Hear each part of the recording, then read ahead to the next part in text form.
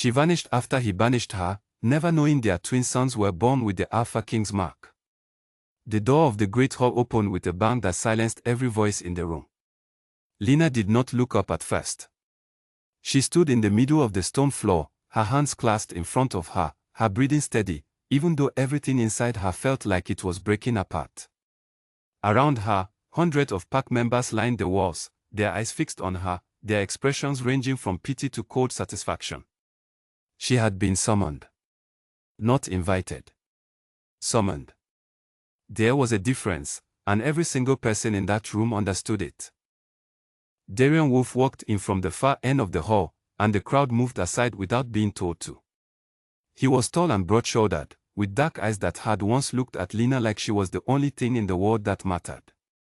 Now those same eyes swept over her without warmth, without hesitation, without any trace of what they had been to each other.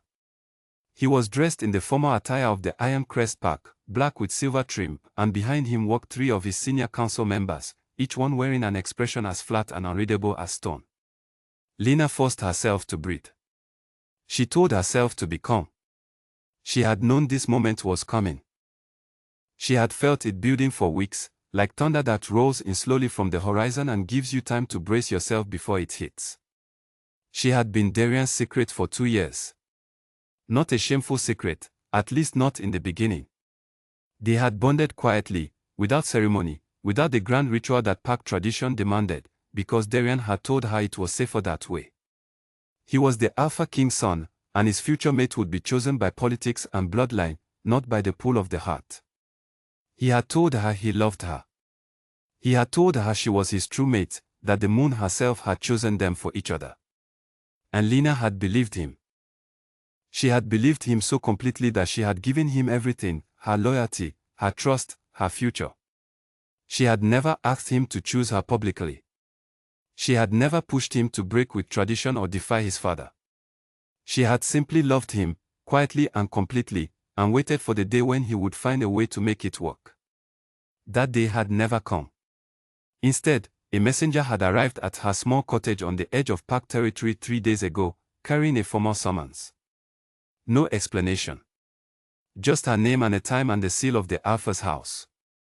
She had held the paper in her hands for a long time, staring at it, already knowing what it meant. Now she stood in the great hall, in front of everyone, and watched Darian take his place on the raised platform at the front of the room. He did not look at her when he unrolled the scroll in his hands. He cleared his throat. His voice, when it came, was even and measured and utterly without feeling. It is the decision of the Alpha's house that the bond previously formed with Lena Ashford is hereby dissolved, he said. Lena Ashford is not of sufficient bloodline to be recognized as a mate of the ruling line.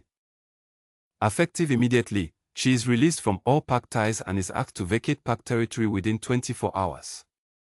The silence that followed was so complete that Lena could hear the candles flickering in their iron holders along the walls. Released. Vacate. Those were the words he had chosen. Clean, formal words that meant nothing and everything at the same time. He had not even used the real word. He had not said rejected. He had not said banished. He had dressed it up in language that made it sound administrative, like she was a problem being processed rather than a person being destroyed. She looked at him. She waited until he finally met her eyes, and when he did, she held his gaze for 3 full seconds. She did not cry. She did not speak. She did not let her expression fall. She had promised herself that much, at least. She would not give the watching crowd the satisfaction of seeing her shatter. Whatever she felt, and she felt everything, every sharp and terrible thing all at once, she kept it locked behind her eyes where no one could reach it. Then she turned and walked toward the door. No one stopped her. No one spoke. A few people shifted aside to let her pass, and she walked through them like a ghost, her footsteps quiet on the stone floor, her back straight, her chin level. She did not hurry. She would not hurry. She had done nothing wrong, and she would leave this place with the same dignity that she had brought into it.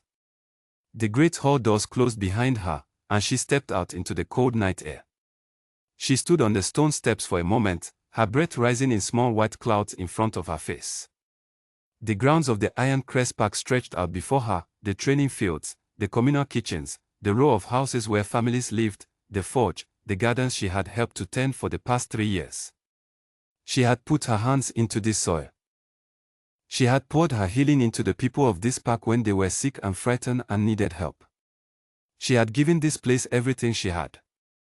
24 hours. She pressed one hand flat against her stomach, just for a moment. Just long enough to feel the truth of it. She was 7 weeks pregnant. She had known for 12 days. She had not told Darian because she had been trying to find the right moment, trying to understand what it meant and how to say it. And now there was no moment left. There was nothing left at all except the cold night and the empty path ahead of her and the knowledge that she was completely alone. She did not let herself stand there for long. Standing still was dangerous. Standing still meant feeling everything all at once, and she could not afford that. She had to think. She had to plan. She had a life inside her that was depending on her whether she was ready or not. She walked back to her cottage with measured steps, went inside, and began to pack.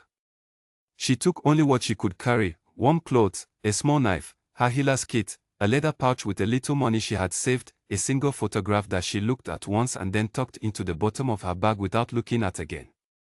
She left behind the things Darian had given her. All of them. Every small gift, every letter, every token of a love she now understood had always had an expiration date she had not been told about. By the time the sky began to lighten toward dawn, she was ready. She did not leave through the main gate. She did not want an escort or a formal send-off or any more eyes watching her. She knew the park territory better than most people realized. She knew the gap in the eastern fence where the old pine tree had grown through the wire, wide enough for a person to slip through if they turned sideways. She had discovered it years ago and had never told anyone about it, mostly because it was small and harmless and did not seem worth mentioning. She slipped through it now with her bag over one shoulder and her healer's kit strapped to her back, and she stepped out of Iron Crest Park territory into the open land beyond, where no park claimed ownership and no Alpha's word held sway. The borderlands. She had heard stories about the borderlands her whole life. Everyone in park society had. It was the place you warned children about, the place where rogues went when they were driven out, where the lost and the unwanted scraped by without the protection of a pack, where life was harder and shorter and more dangerous than anything most pack wolves would ever know. It was not a place you chose to go. It was a place you ended up when you had no other option. Lena adjusted the strap of her bag, looked out at the dark tree line ahead of her, and started walking. She was not going to tell herself it would be easy. She was not going to pretend that she was not afraid, because she was. She was terrified in a deep, quiet way that sat in the center of her chest and did not move. But beneath the fear, underneath it, there was something else. Something she had not expected to find in herself on the worst night of her life. It was resolve. Solid and steady and unyielding. The kind of resolve that does not announce itself or make speeches. The kind that simply holds, even when everything around it is falling. She was not going to let her child be born into shame. She was not going to let the people who had just watched her be dismissed in front of a crowd define who her child was or what that child was worth. Whatever came next, she would face it. She would build something. She would survive, not just for herself, but for the small life that had chosen her as its beginning. She walked for 3 hours before she stopped to rest, sitting on a fallen log in the grey pre-dawn quiet, eating a small piece of bread from her bag, drinking water from a stream she had found. Around her, the forest was waking slowly, birds beginning to call, the light turning from dark grey to pale silver at the edges of the sky. She did not look back in the direction she had come from. There was nothing back there for her now. She pressed her hand against her stomach again, feeling the warmth of her own skin through the fabric of her coat. "We are going to be fine," she said quietly, to no one and to someone at the same time. "I do not know exactly how yet. But we are going to be fine." She sat there for a few minutes more, listening to the forest wake around her. Then she stood up, shouldered her bag, and kept moving. She did not know what the borderlands would ask of her. She did not know how hard the coming months would be. She did not know what she was carrying, or what those lives would one day mean, or what marks they would be born with on their small wrists. She only knew that she was still standing. And that, for now, was enough. The first week in the borderlands taught Lena things that no one back in the Iron Crest Park would ever have believed she was capable of learning. She had grown up soft by comparison, not weak, but sheltered by the routines of park life, where there was always someone to call if something went wrong, always a structure that caught you before you fell too far. Out here, there was no structure. There was only what you could do and what you could not do, and the gap between those two things could get you killed. She learned quickly. She had no choice. The first thing she figured out was that her healer's gift, which had always been treated as a secondary skill inside the park, a useful thing but not a remarkable one, was worth more in the borderlands than almost anything else she could have brought with her. People out here got injured and sick and had nowhere to turn. There were no park healers, no medicinal stores, no organized response to illness or wound or infection. When Lena showed up at a small settlement of rogue wolves on her third day of walking, her healer's kit in hand, they watched her with the kind of weariness that comes from too many bad experiences with strangers. But when she quietly offered to look at the young boy who was sitting in the corner of the main shelter with a badly infected cut on his leg, the weariness cracked just enough to let her in. She cleaned the wound. She drew the infection out with a combination of her herbal knowledge and the low-level healing ability that ran in her blood. She sat with the boy until the fever broke and the swelling went down, and she did not ask for anything in return. She got shelter that night. And the night after that. And the night after that, she was asked to stay longer. She was careful about what she told people. She gave her name, there was no reason to hide that, but she said nothing about where she had come from or who she had been connected to. The borderlands had its own code of privacy. People did not ask about your past unless you offered it, and they did not share what you told them unless it became necessary. She found she was grateful for that. She was not ready to talk about it. She was not sure she ever would be. Weeks passed. Her body was changing, the pregnancy making itself more present with each morning, and she did what she could to manage the physical demands of her new life while also beginning to build something resembling a routine. She moved between settlements, offering her healing, building a network of quiet trust, slowly gathering the knowledge she needed about how life actually worked out here. She learned who to trust and who to stay away from. She learned which trails were safe at night and which ones were not. She learned how to barter, how to read the body language of strangers, how to set up a space that was defensible without looking like she was trying to hide something. She learned how to build a fire with wet wood and how to preserve food for weeks at a time and how to navigate by the position of the moon when she had no other reference point. She was not comfortable. She was rarely warm enough, never quite rested enough, and the isolation pressed against her in ways she had not expected. She missed things she had taken for granted, running water, a real bed, the sound of familiar voices in the morning. She missed them in small, specific ways that snuck up on her when she was tired. She did not miss the park. She did not miss the structure or the hierarchy or the careful social rules that governed who mattered and who did not. But she missed the feeling of belonging somewhere, and that was a different kind of ache altogether. She did not let herself think about Darian.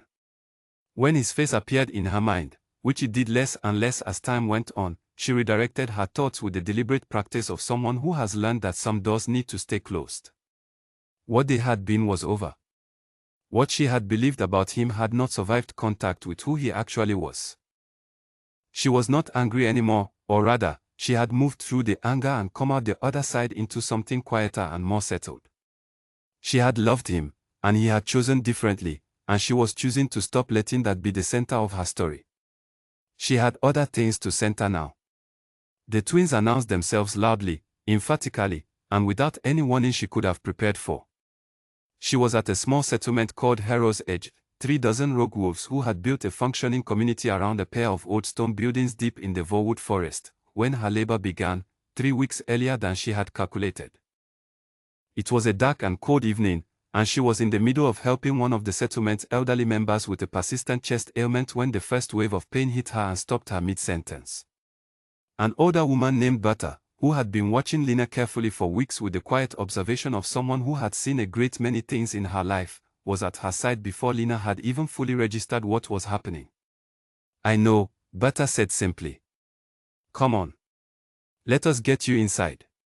The labor was hard and long and pushed Lena to the very edge of what she could endure. Butter stayed with her throughout, and 2 other women from the settlement came and went, offering water and warmth and steady, practical help. Lena did not think about the pain in terms of whether she could bear it. She simply bore it, one breath at a time, because there was nothing else to do. The first baby came just before midnight.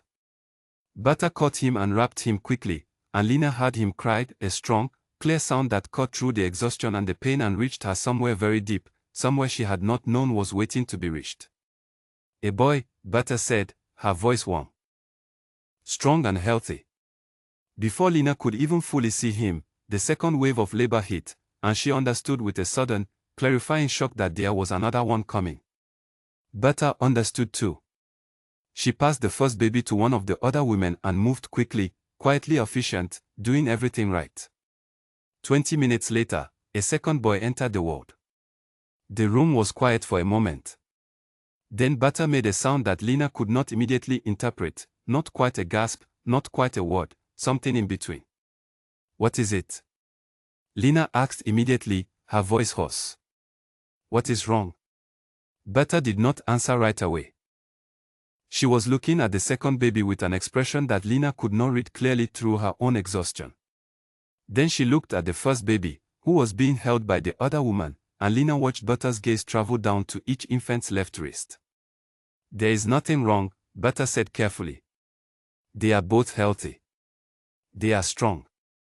"Then why did you go quiet?"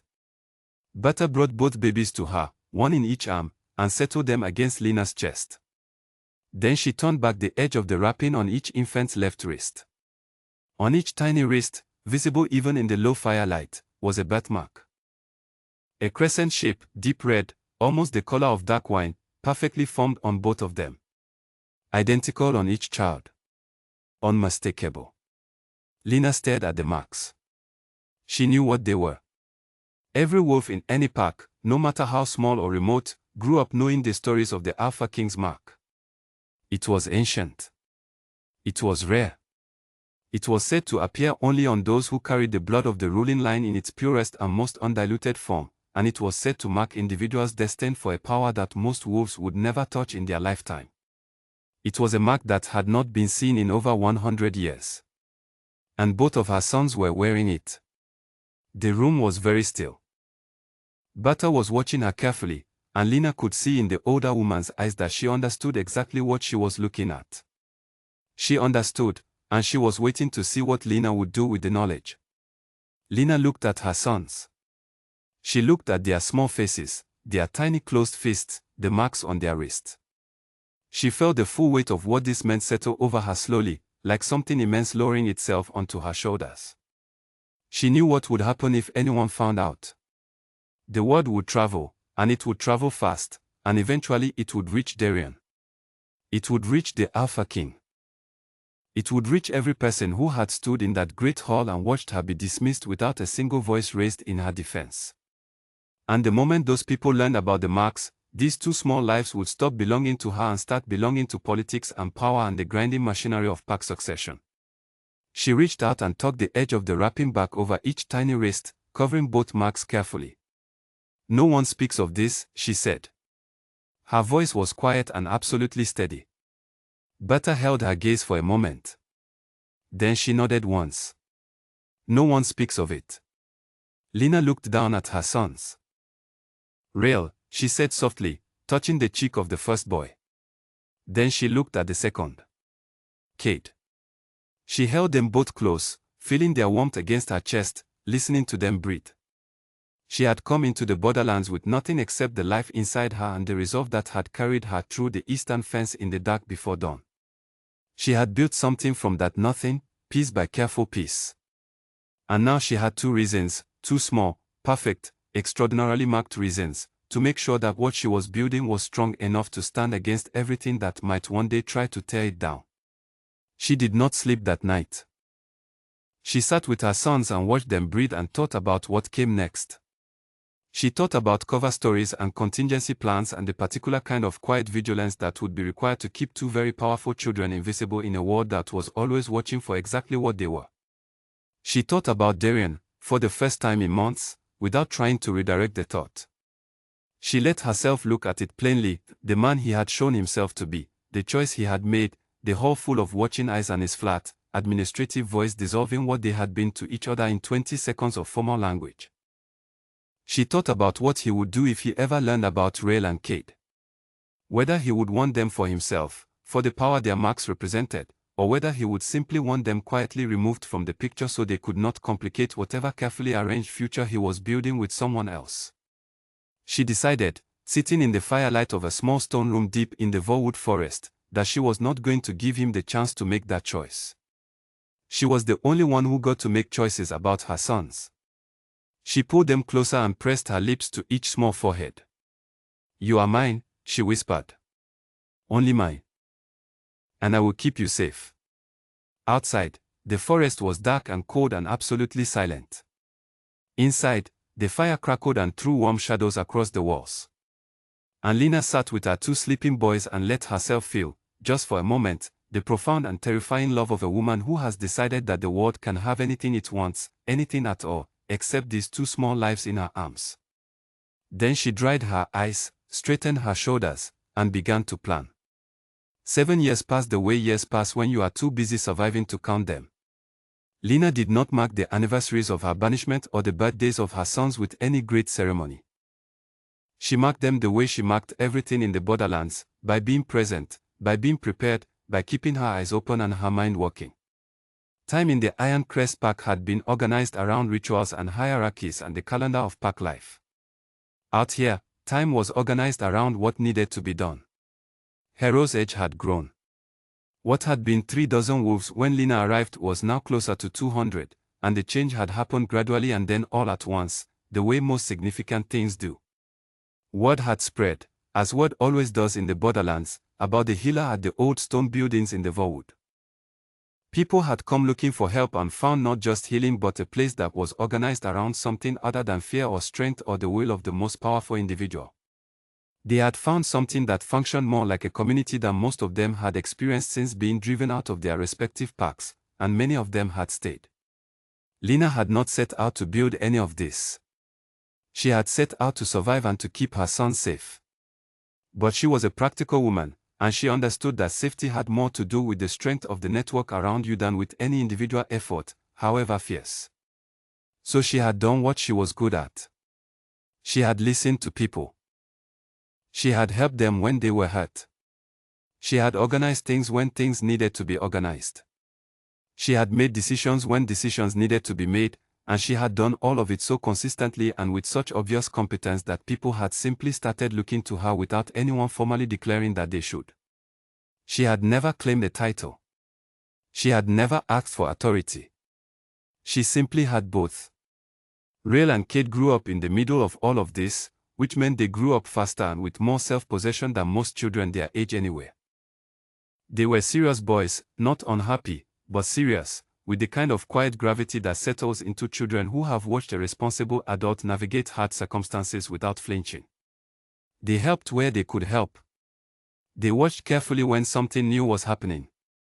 They asked questions that were often more perceptive than adults expected from 7-year-olds, and they listened to the answers with a focused attention that most people found slightly startling.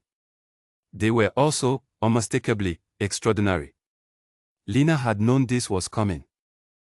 She had spent 6 years watching for the signs and preparing herself for them, and they had still managed to catch her off guard by the sheer degree of what they were. The abilities started small, a heightened awareness of danger that had both boys on their feet and alert a full 2 minutes before a genuine threat arrived at the settlement perimeter. An instinctive ability to sense illness in others that was sharper and more specific than Lena's own gift, which was considerable.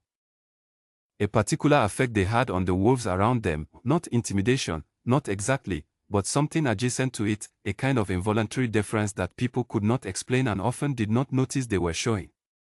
Then there were the bigger things. On a cold morning when Rael was 6.5, one of the settlement's elder wolves collapsed while walking across the main courtyard. His heart, already weakened by years of hard living, had stuttered and stopped. Lena was on the other side of the settlement and did not see it happen. But Rail was there. He reached the man before anyone else reacted, knelt beside him, pressed both small hands to the man's chest, and sat there for 60 unbroken seconds while the people around him watched in stunned silence. The man's heart restarted. His color returned. He gasped and opened his eyes, and the first thing he saw was a 6-year-old boy looking at him with an expression of calm focus that did not belong on a child's face. Lena found out about it 20 minutes later when 3 separate people came to tell her what they had seen. She listened to each account without speaking, thanked them, and went to find Rail. He was sitting outside their cottage, tossing small stones at a particular tree with methodical accuracy, the way he did when he was thinking about something. "Tell me what happened," she said, sitting beside him. He told her. His account was plain and matter-of-fact and completely without boasting, just as she had known it would be. "Does it hurt?" she asked. "When you do that?" He considered this. "It makes me tired," he said. "Not hurt. Tired. We will talk about when it is safe to use that kind of ability and when it is not." "I know," he said. "He was dying, Mom." She looked at him.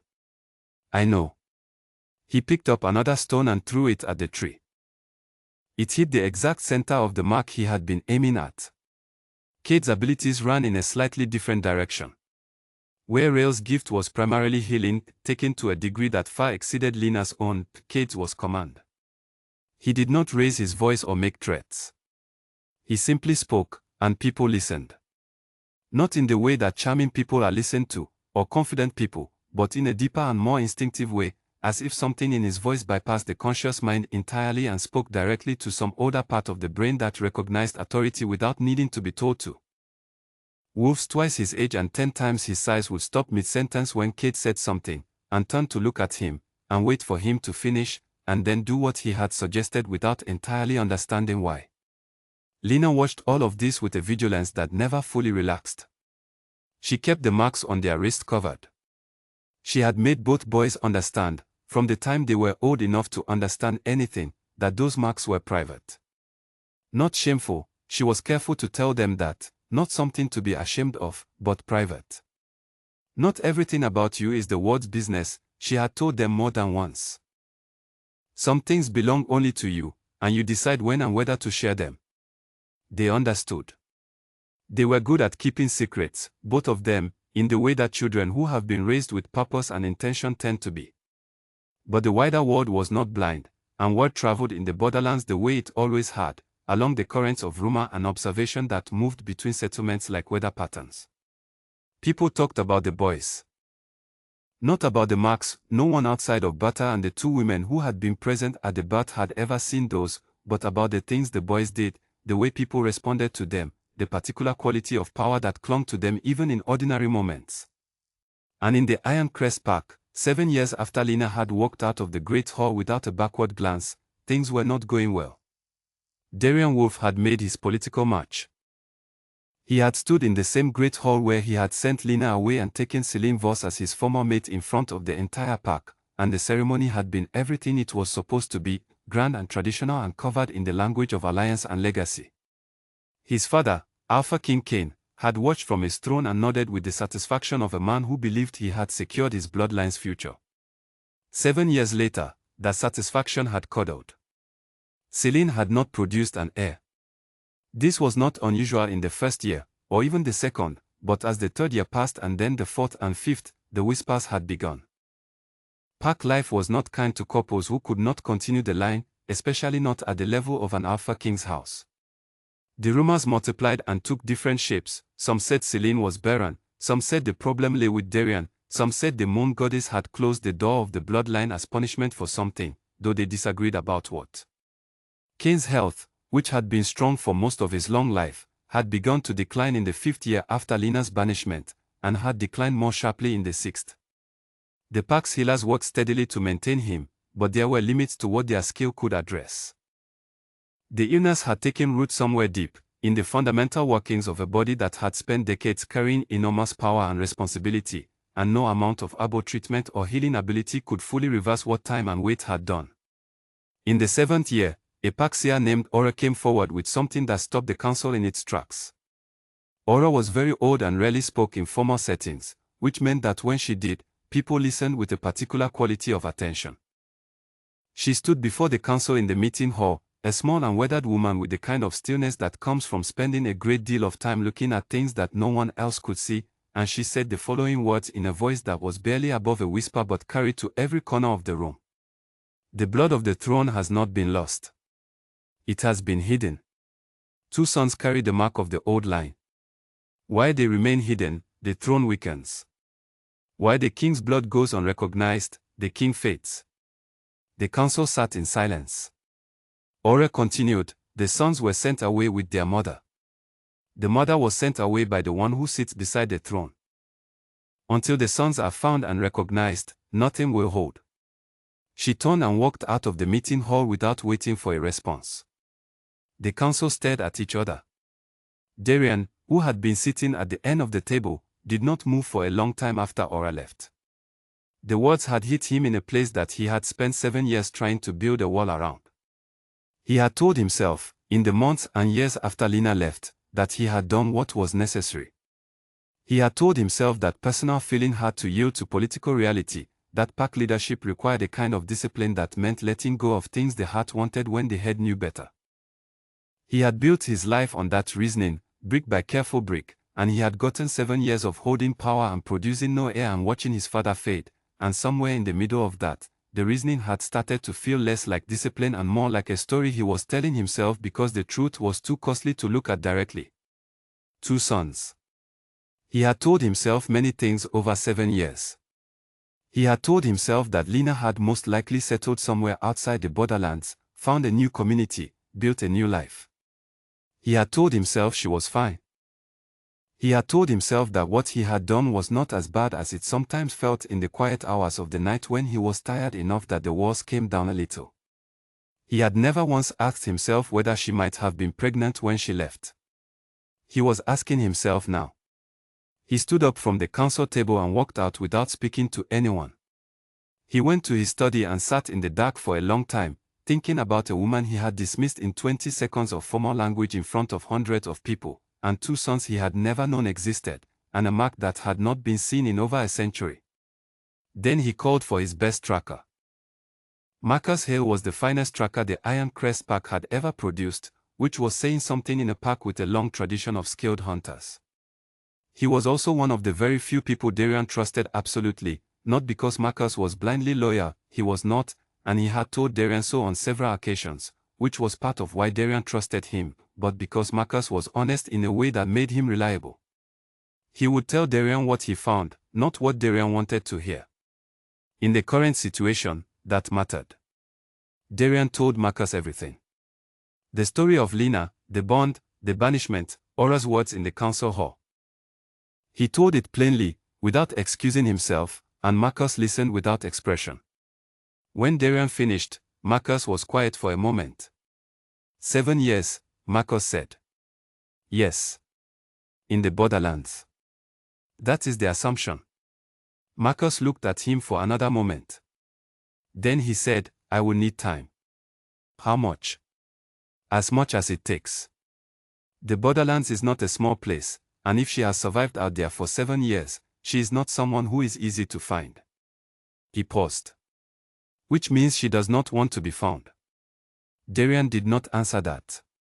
Marcus left the next morning with 2 of his most trusted scouts, and the search began. It was not fast. It was not simple. The borderlands was vast and trackless in ways that defied easy navigation, and Lina had spent 7 years becoming fluent in its language. Marcus found traces, a settlement that remembered a healer passing through, a rogue community that spoke of a woman who had helped them once and then moved on, a series of quiet breadcrumbs that led him in circles before they started, slowly, to point in a consistent direction. Back in the park, the Alpha King's health continued to decline. The council grew more anxious. Celine watched Darian's increasing distraction with eyes that had always been sharper than people gave her credit for, and she said very little, and she thought a great deal. And in Hero's Edge, deep in the Vorwood forest, Rail and Cade were spurring in the early morning light in the open space behind the settlement's main building, moving with a speed and precision that would have been notable in adults twice their age. Lena stood at the edge of the courtyard watching them, one hand around a cup of warm tea, her expression calm. One of the settlement's younger scouts came running from the northern perimeter, slightly out of breath. "There are trackers in the forest," he said. "3 of them. Iron crest markings." Lena did not change expression. She had known this day would come. She had spent 7 years knowing it would come.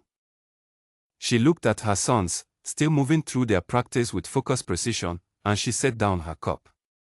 "Call everyone together," she said quietly. "Not for a meeting. Just let people know to be aware. And send the children to the inner buildings." The scout nodded and went. Lena watched Rael and Kate for another moment. Then she spoke, not loudly, just clearly. "Come in when you are finished." Rael caught her tone and stopped immediately, turning to look at her. Kate stopped a breath later. "How many?" Rael asked. She looked at him. 7 years old, and he had already heard everything he needed in her voice to know what was happening. 3, she said.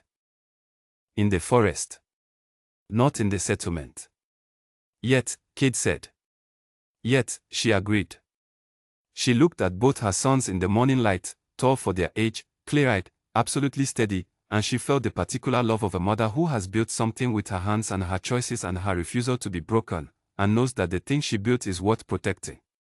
"Whatever happens," she said, "you do not show the marks to anyone." "Not yet." "Understood." Both boys nodded. "Good." She straightened. "Now come inside." The trees at the edge of the settlement were very still. Somewhere in their shadow, trackers moved. And Lena walked back toward the main building with her sons beside her, her mind already working through everything that was coming next. Marcus Hale stepped out of the trailing 3 days after his scouts had first been spotted on the northern perimeter, and he did not come in like a threat. He came in through the main path with his hands visible and his pace unhurried, and he stopped at the edge of the settlement's open ground and waited. He was a tall man with a weathered face and the particular calm of someone who has been in difficult situations often enough that the difficulty itself no longer unnerves him. Lena was the one who came out to meet him. She had decided that was how it would happen, not a confrontation, not a defensive gathering of the settlement, but one person walking out to speak with another, because she understood that the way you began something shaped everything that followed. She stopped about 10 feet from Marcus and looked at him. He looked back. Neither of them spoke for a moment. "Marcus Hale," she said. It was not a question. "Lena Ashford," he said. Something crossed his face briefly when he said her name, not quite regret, but adjacent to it. "You are not easy to find." That was the intention. He nodded once. "I have been looking for 4 months." "I know. You were spotted 7 weeks ago, the first time." "You are careful, but this is my territory." Marcus accepted this with the expression of a man who appreciates competence even when it is working against him. "I came alone today." "I see that." Darian is at the eastern border of the borderlands with a contingent of 12. He did not want to come in force. He asked me to speak with you first. Lena kept her face completely still.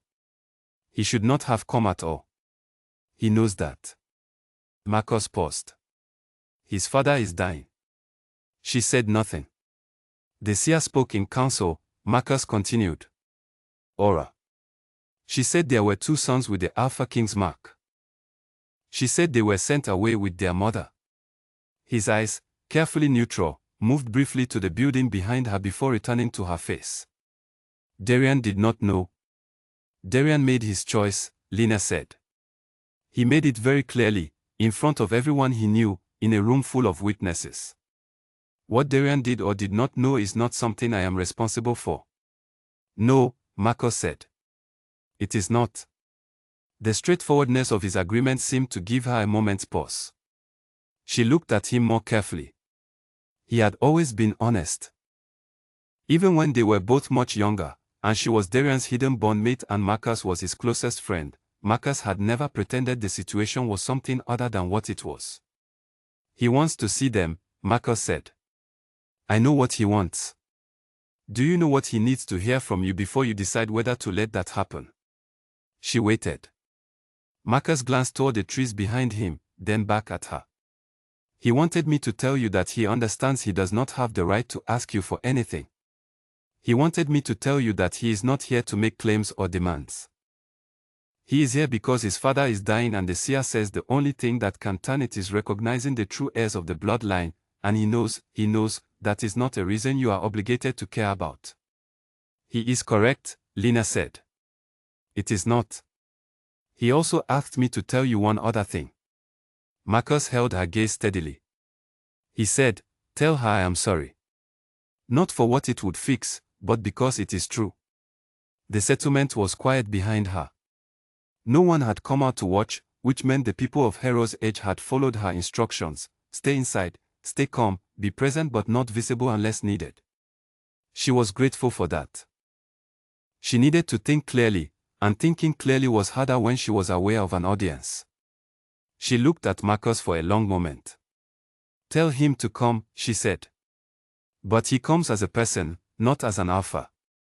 No display of rank, no formal posture, no entourage. 12 people stay at the border. Marcus nodded. I will tell him. And Marcus. She waited until he met her eyes again. Whatever he hoped this would be, it is not a reunion. It is a conversation. What comes after the conversation depends on how the conversation goes. Understood. He left, and she stood in the open space for a moment in the thin autumn sunlight, breathing carefully. Then she turned and walked back into the settlement, and the first thing she saw when she stepped through the main door was Rael and Kate sitting at the central table, looking at her. They had obviously heard. Their hearing, like everything else about them, was sharper than it should have been at their age. He is coming here?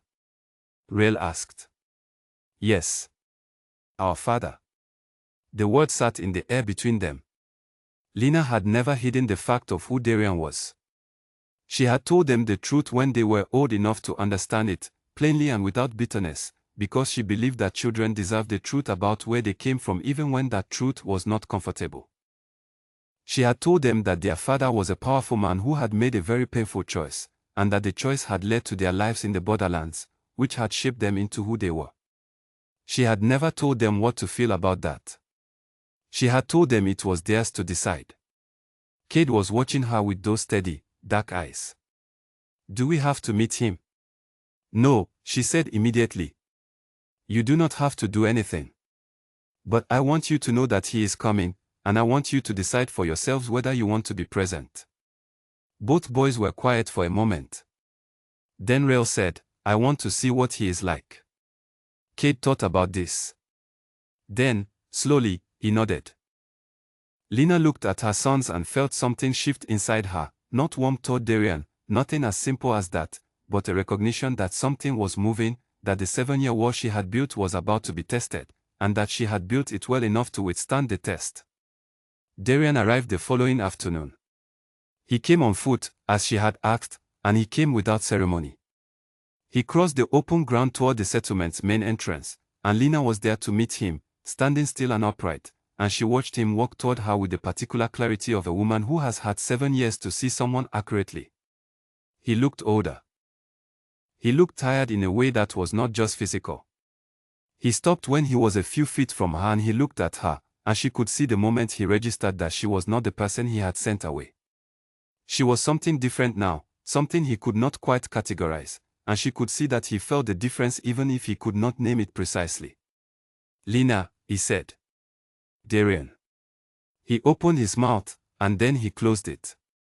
He had clearly prepared something to say, and whatever it was, standing in front of her had made it seem insufficient. I do not need a speech, she said quietly. Marcus gave me what you wanted to say. I heard it. He nodded. Then I will not repeat it. Good. She held his gaze steadily. Then I will tell you how this works. You are here because I allowed it, not because you have any right to be here. The moment you forget that, this ends and you leave. Understood? Yes. Whatever you thought this place would be, look at it. She gestured, briefly, at the settlement around them, the people going about their work, the organization, the structures, the evidence of 7 years of building something real from nothing. This is what I made while you were making other choices. These people answer to me. This community exists because I built it. I did not spend 7 years surviving so that someone from the Iron Crest Pack could walk in and set the terms of anything. Darian looked around the settlement. He was quiet for a moment. Then he said, "You built all of this?" "Yes." "From nothing?" "From nothing." He was quiet again. She watched him process it, and she watched him understand, in a way that seemed to go somewhere genuine, the full distance between who he had assumed she was and who she had become. Then, behind her, she heard footsteps. She turned to see Rael and Kate stepping out of the main building and walking toward them. They walked side by side, unhurried, with the particular quality of movement they had inherited from somewhere she had never been able to entirely identify, not from her, not exactly, but certainly not absent of her either. Darian saw them, and he stopped breathing. Not visibly. He did not gasp or stagger. But she had watched this man breathe for 2 years, and she knew what his breathing looked like when something had stopped it. They were unmistakably his sons. The resemblance was exact in certain features, the line of the jaw, the set of the eyes, the proportions of the face, and it was evident at a glance to anyone who knew what to look for. 7 years old and already carrying themselves with a gravity that had no obvious source in either parent's ordinary bearing. Rael stopped about 3 feet from Darian and looked at him with frank, assessing eyes. Kate stood slightly to his left and did the same. No one spoke for a moment. Then Rael said, in a perfectly measured voice, "You are the one who sent our mother away." It was not a question. It was not an accusation, exactly, either. It was simply a statement of fact, delivered by a 7-year-old boy who had clearly thought carefully about what he wanted to say first. Darian looked at his son. His expression did something that Lena had not seen on his face in 7 years. It broke, just slightly, just at the edges, in the way that a person's expression breaks when the weight of what they have done finally arrives in full. "Yes," he said quietly. "I did." "She never cried about it," Rael said. "She was sad for a while. But she built all of this." "I can see that," Darian said. Cade, who had been observing the entire exchange with his characteristic quietness, spoke for the first time. "Why are you here?" Darian looked at him. "Because I was wrong," he said. "And because my father is very ill.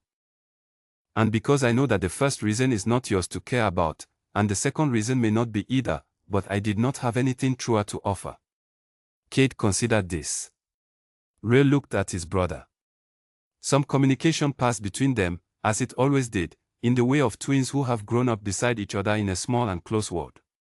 Then Kate looked back at Darian. "You can stay for a while," he said. "And we will see." Lena stood between her sons and the man she had once loved and watched him absorb what had just happened, being granted or denied nothing by an Alpha King's house, but by 2 7-year-old boys who had decided what they were willing to offer on their own terms. She thought that was exactly as it should be. That evening, after Darian had been given a place to sleep in the settlement's outer building and the day had worn down to quiet, Lena sat outside her cottage in the dark and looked at the sky. The stars were sharp and clear above the tree. The settlement was peaceful around her. She thought about the marks on her son's wrists, still covered, still private. She thought about the Alpha King dying in a hall she had walked out of 7 years ago.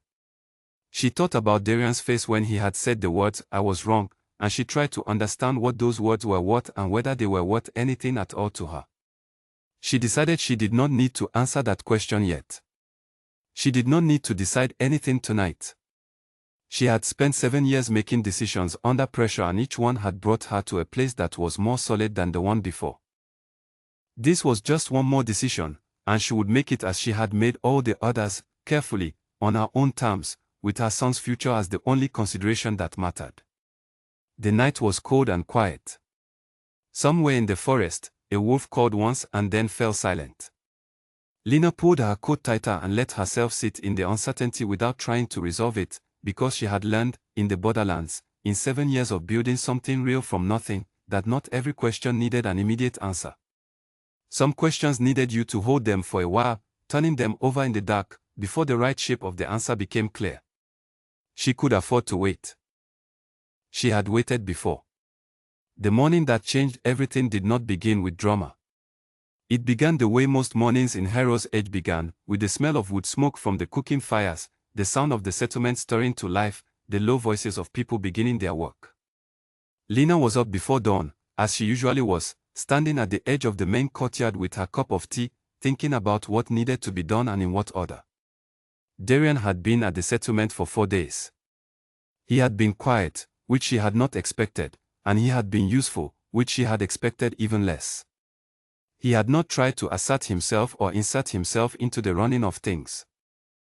He had watched and listened, and when there was work to be done, physical work, the carrying and repairing and building that any community always had in some form, he had simply done it. She had seen him helping to repair the eastern fence on the second day, working alongside 2 of her settlement's youngest men without any apparent awareness of the difference in rank between them. She had watched from a distance and said nothing. She did not know what to make of him yet. She had spent 7 years knowing exactly who he was, the man who had dismissed her, and she found that knowing what a person was capable of was not the same as knowing who they were now. She was not ready to trust him, not in any deep sense, but she had stopped actively expecting him to do something wrong, which felt like a meaningful shift. Her sons were conducting their own assessment, separately and together, in the way they always did things. She had watched Rail corner Darian in a quiet moment and ask him a series of direct questions about what pack leadership actually required, the kind of questions a child asks when they are testing whether someone is willing to engage genuinely or will give them empty, simplified answers. Darian had answered each one plainly and in detail, and Rail had listened with the attentiveness he reserved for information he intended to keep. Cade had spent more time simply watching Darian from a distance, in the way Cade often gathered information, not through conversation but through observation, reading people in the deep and instinctive way that was becoming more pronounced with every year that passed. Neither boy had shown Darian the marks. That was still Lena's decision, and she had not made it yet. On the morning of the 5th day, a rider arrived from the Iron Crest Park. She was a young woman named Clara, one of the park's fastest riders, and she came in breathless and dusty from hard travel, and she went directly to the spot where Darian was walking near the eastern fence and handed him a sealed letter. Lena watched from across the courtyard as Darian read it. She watched his face change. He folded the letter carefully and came to her directly, without stopping. "My father," he said, when he reached her. "He has taken a serious turn. The healers say days, not weeks." She looked at him. "I am sorry," she said. And she was, not for Darian specifically, not in a way that softened anything she felt, but because watching a parent die was a specific and terrible thing and she would not withhold basic human acknowledgement of it. "There is a ceremony," he said. "If the marked heirs are presented before the king while he still lives, the Paxias believe the recognition can restore some of the bloodline strength. Slow the decline." He paused. "I know I do not have the right to ask." "You do not," she agreed. "I am asking anyway." He held her gaze steadily. "Not for myself. For my father. He is a good man who made some poor choices and a great many good ones, and he does not deserve to die without knowing that the bloodline continues." Lena was quiet for a long time. She thought about Alpha King Cain, whom she had met exactly once, at a pack gathering years before everything had fallen apart. He had seemed like a man who carried his power with some awareness of its weight, which was rarer than it should have been. She thought about her sons and what it would mean for them to walk into that hall, and what it would mean if they did not. She thought about the marks on their wrist and the century of rarity they represented and the fact that those marks would follow Rail and Cade whether she took them to Iron Crest or not. She thought about what she wanted, and she thought about what her sons needed, and she thought about the difference between the two. Then she said, "I will ask them." She found Rail and Cade together, as she usually did, and she told them plainly what the situation was. She told them about the Alpha King's illness, about the ceremony, about what being presented would mean.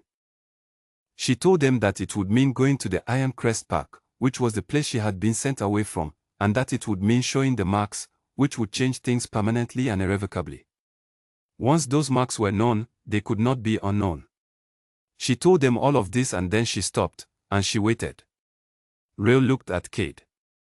Cade looked at Rael. "The king is dying," Rael said. "Yes. And the marks would help him. The seers believe so. I cannot promise you certainty about that." Cade said, "If we go, do we have to stay?" "Absolutely not," she said immediately. "We go and we come back. Whatever happens in that hall does not change where home is. And you will be with us," Cade said. "Every single moment." Another look passed between the twins. Then, together, with the unified decision-making that had characterized them from the time they first learned to speak, they both turned to her. "We will go," Rael said. Lena looked at her sons. 7 years old and making choices that most adults would have flinched from, doing it with a calm that was entirely their own. She felt the wave of fierce, specific pride that she had learned to recognize as one of the most powerful feelings she had ever experienced. "All right," she said. "We will go." The journey to Iron Crest Park took 2.5 days. Lena made it with her sons beside her and Darian slightly ahead, navigating, and Marcus Hale at the rear of the small group. The 11 other members of Darian's contingent traveled separately, at a distance, because Lena had specified that she did not want to arrive looking like a procession, and Darian had agreed. She had made other specifications as well, and Darian had agreed to all of them without argument, which had done more to shift her view of him than any words he had offered in 4 days of conversation. She was not a woman who required speeches. She required behavior, consistent and repeated over time. 4 days was not enough to know whether the behavior would hold. But it was a beginning of information.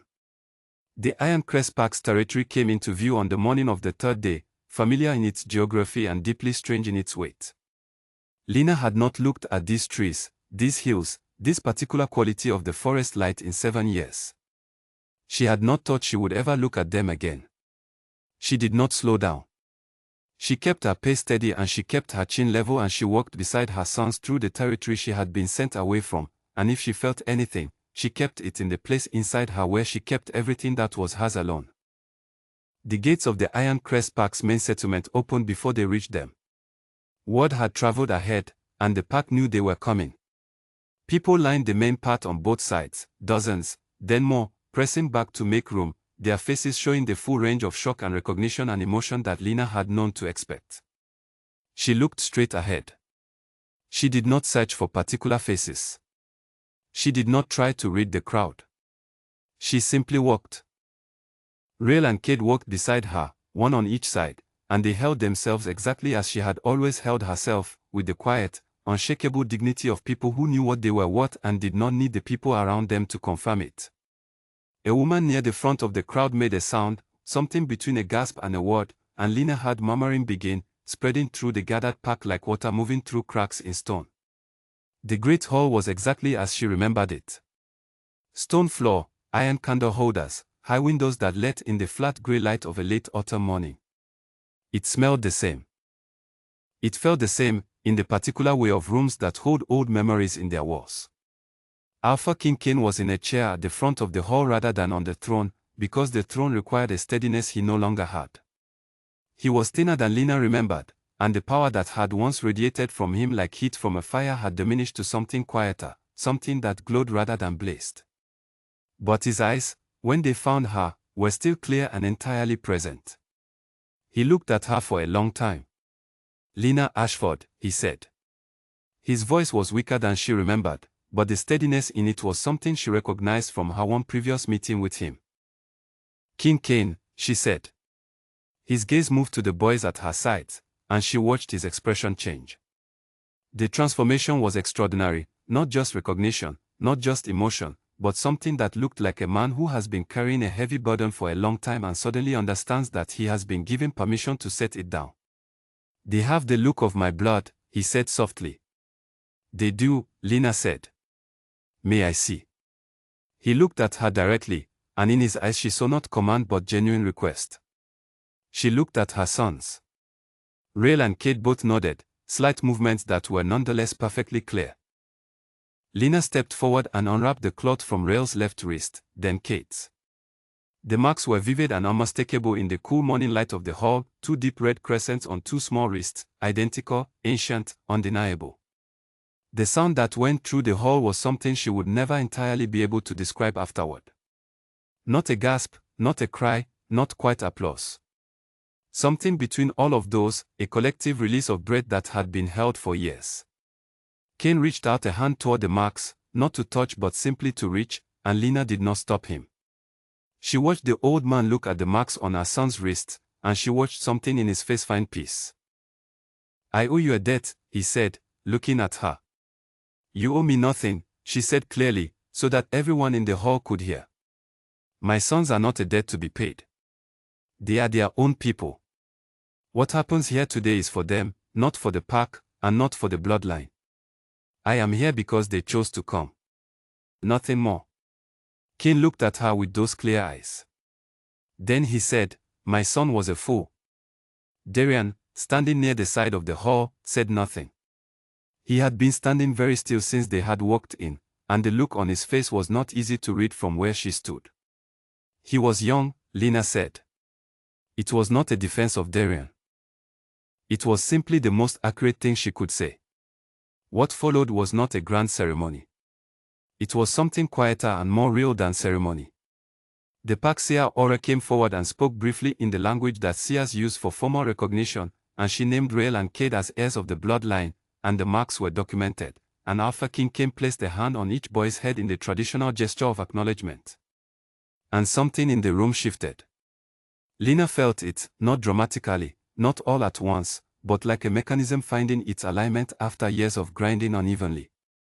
The park around her exhaled. Cain's shoulders, which had been drawn up with tension, slowly lowered. Rael stood very straight and looked at the old man with his assessing eyes. Then he said, in that measured voice, "Does it hurt? Being ill?" Cain blinked. Then he smiled, a real smile, not a formal one. "Yes, son," he said. "It does." Rael was quiet for a moment. Then he stepped forward and placed both hands flat against Cain's chest, the way he had done with the man in the courtyard a year earlier, and he sat with it. The hall was completely silent. Lena did not stop him. She watched, and she kept her face still, and she let him do what he was. After 60 seconds, Rael stepped back. Cain's breathing had changed. The quality of color in his face was different. The park healer near the back of the room moved forward and then stopped, staring, her expression caught between professional skepticism and undeniable observation. "I cannot fix it completely," Rael said to the old man. "But I made some things better." Cain looked at him with an expression that Lena would carry for the rest of her life, that of a man receiving something he did not believe he deserved and did not know how to hold. "Thank you," Cain said simply. Rael nodded, with the matter-of-fact quality he always had when he did something that others found remarkable. Cade, who had been standing back throughout all of this, finally stepped forward. He looked at the gathered pack, all the faces along the walls, all the eyes, and he said nothing. He simply looked, slowly and thoroughly, and the effect was the same as it always was. People stilled. Attention gathered. The room became more quiet than it already was. Then he looked at his mother. She met his eyes, and in them she saw everything he was, 7 years old and already carrying something ancient, something that had waited a long time to arrive in the world. She saw the marks and the power and the capacity that she had spent years keeping quiet and covered. And she saw, underneath all of it, simply her son, looking at her for confirmation that she was still there. She nodded once. He turned back to the park. The days that followed were complicated in the way that significant things always are. There were conversations about what recognition would mean in terms of park law and succession. There were people who embraced the development and people who resisted it, and the resistance was handled not by Darian or by the council but by Cade, who addressed it once, calmly, in a voice that settled the room, and was not required to address it again.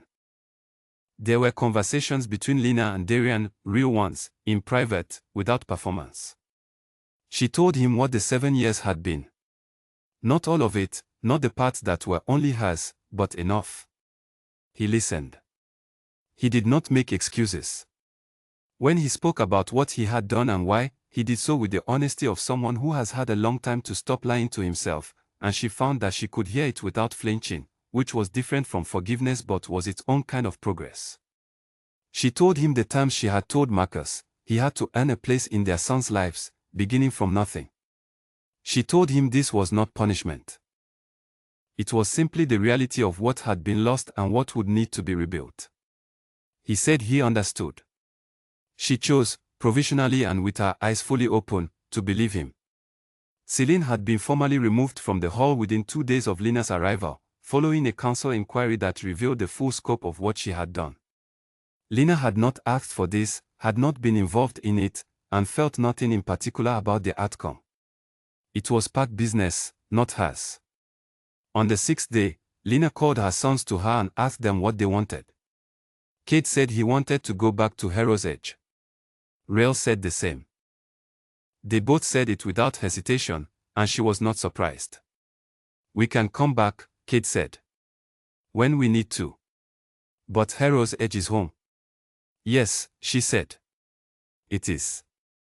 She went to Kane before they left.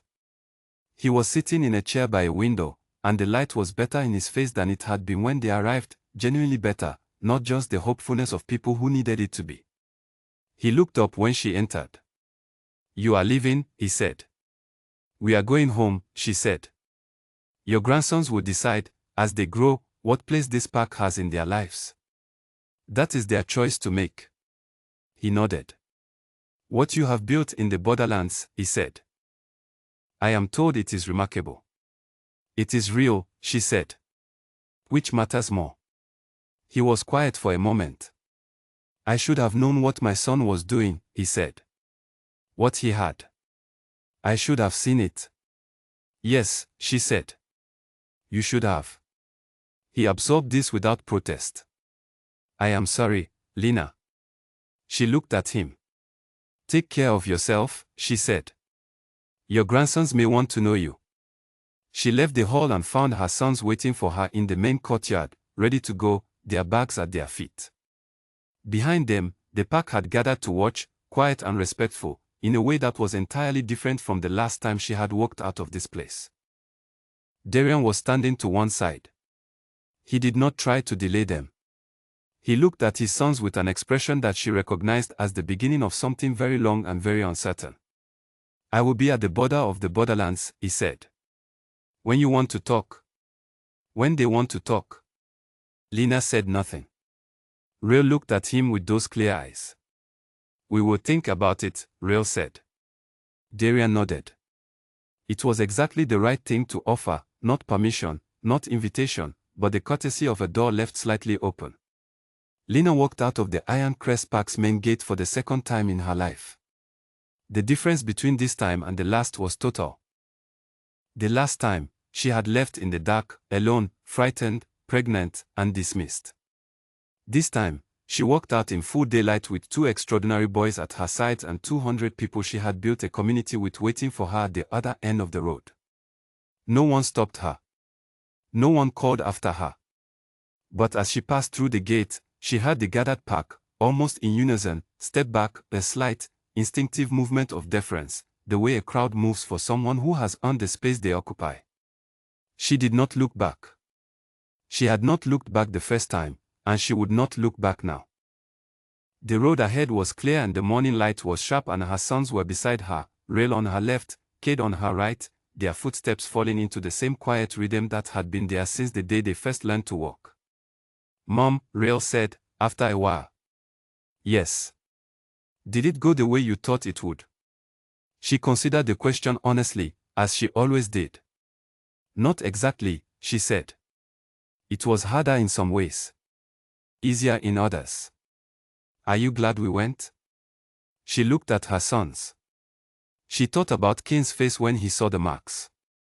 She thought about Rael's hands on the old man's chest and the color returning to his face.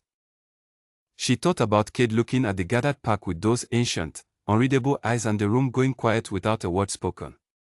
She thought about what her sons had been when they arrived in the borderlands, 2 tiny lives with crimson crescents on their wrists, depending entirely on a woman who had nothing except her resolve and her love and her refusal to be broken. And she thought about what they were now. Yes, she said. I am glad. The trees of the Vorwood closed around them as they walked, and the morning deepened toward midday, and the world was quiet and wide ahead of them. The path they were walking back to was theirs, built by Lena's hands and held by her choices and waiting for them with the particular warmth of people who had watched someone leave and knew they were coming home. Rail reached up and took her hand. Kate, on the other side, did the same. She held her son's hands and kept walking, and she did not slow down, and she did not look back, and she felt, moving through her chest like something warm and absolutely certain, the knowledge that she had done what she had set out to do in the dark before dawn 7 years ago, on a path she had chosen with nothing but her own courage and the small impossible lives she was carrying inside her. She had kept them safe. She had made something real. And whatever came next, she was ready for it.